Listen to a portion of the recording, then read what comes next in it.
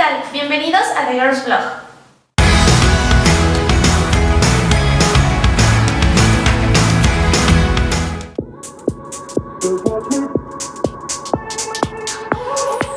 Existen dos tipos de sistemas de medición de ángulos. El primero es el sistema sexagesimal. Este sistema se aplica a la medición y el tiempo de los ángulos. En el caso de estos últimos se utilizan los grados, los minutos y los segundos. Mientras tanto, se divide una circunferencia en 360 partes iguales llamadas grados. A su vez, cada grado equivale a 60 minutos y un minuto equivale a 60 segundos. La medición de ángulos se realiza en el sentido contrario al giro de las manecillas del reloj. De esta manera se considera un ángulo positivo. Y también tenemos el sistema cíclico. La unidad fundamental utilizada por este sistema es el radián. Una circunferencia está dividida en 2 pi radianes, con pi siendo 3.1416. Ahora es importante saber convertir del sistema sexagesimal, que en este caso de grados, a el sistema cíclico o a radianes. ¿Sí? Entonces vamos a ver algunos ejemplos dentro de los cuales vamos a estar haciendo conversiones tanto de grados a radianes como de radianes a grados.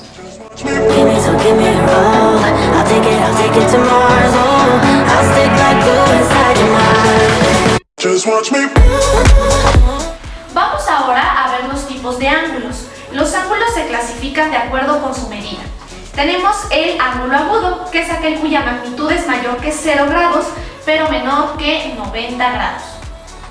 El ángulo recto es aquel cuya magnitud es igual a 90 grados, no más, no menos. Un ángulo obtuso es aquel cuya magnitud es mayor a 90 grados, pero menor a 180 grados. El ángulo llano es aquel cuya magnitud es igual a 180 grados.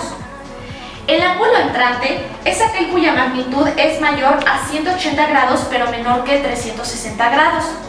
Y el ángulo perigonal es aquel cuya magnitud es igual a 360 grados. ¿Qué es un ángulo complementario? Son aquellos cuya suma es igual a 90 grados. Se dice que alfa es el complemento de beta y se dice que beta es el complemento de alfa. Ahora, ¿qué es un ángulo suplementario? Son aquellos ángulos cuya suma es igual a 180 grados. Se dice que alfa es el suplemento de beta y se dice que beta es el suplemento de alfa.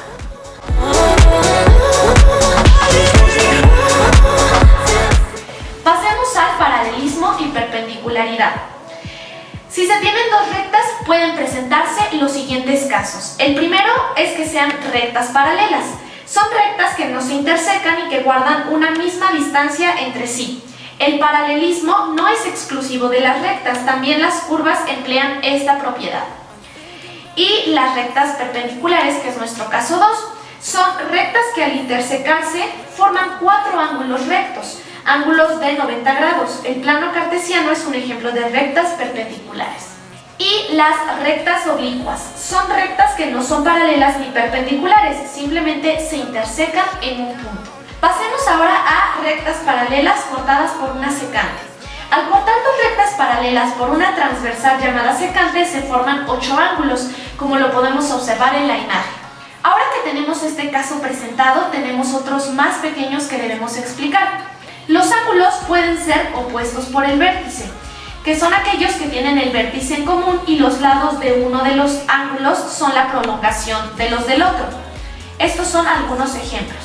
Los alternos internos son ángulos que se encuentran entre las rectas paralelas situados en distintos lados de la recta secante.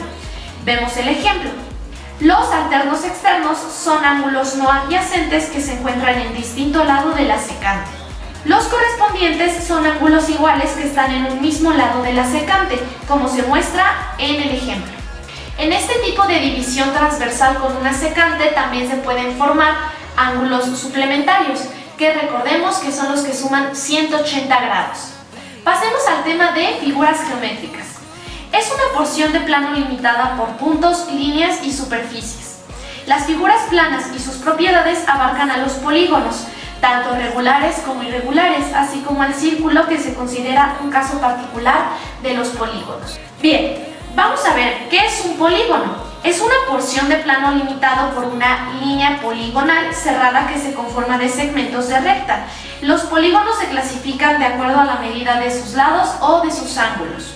Tenemos los polígonos regulares, que son aquellos cuya longitud de sus lados es igual, mientras que los polígonos irregulares son aquellos cuya longitud de sus lados es diferente. Esto aplica para cualquier tipo de polígono, pueden ser desde el pentágono hasta el hexágono, el heptágono, octágono, el que sea, puede ser tanto regular como irregular. Y para ellos mismos también aplican las siguientes características. Esta es nuestra clasificación de los polígonos por sus ángulos. Los polígonos cóncavos son aquellos que tienen al menos un ángulo interior, cuya magnitud es mayor que 180 grados. Mientras que los polígonos convexos son aquellos cuyos ángulos interiores todos son menores a 180 grados. ¿De acuerdo? Entonces, así podemos definir por si los polígonos son diferentes o iguales en longitud de sus lados o en medida de sus ángulos. Pasemos a definir los elementos del círculo y la circunferencia. Una circunferencia es el conjunto de puntos que equidistan de un punto fijo llamado centro y su longitud representa el perímetro del círculo. Y el círculo es la zona limitada por la circunferencia. No son lo mismo, son conceptos relacionados, pero no son lo mismo. ¿Ok?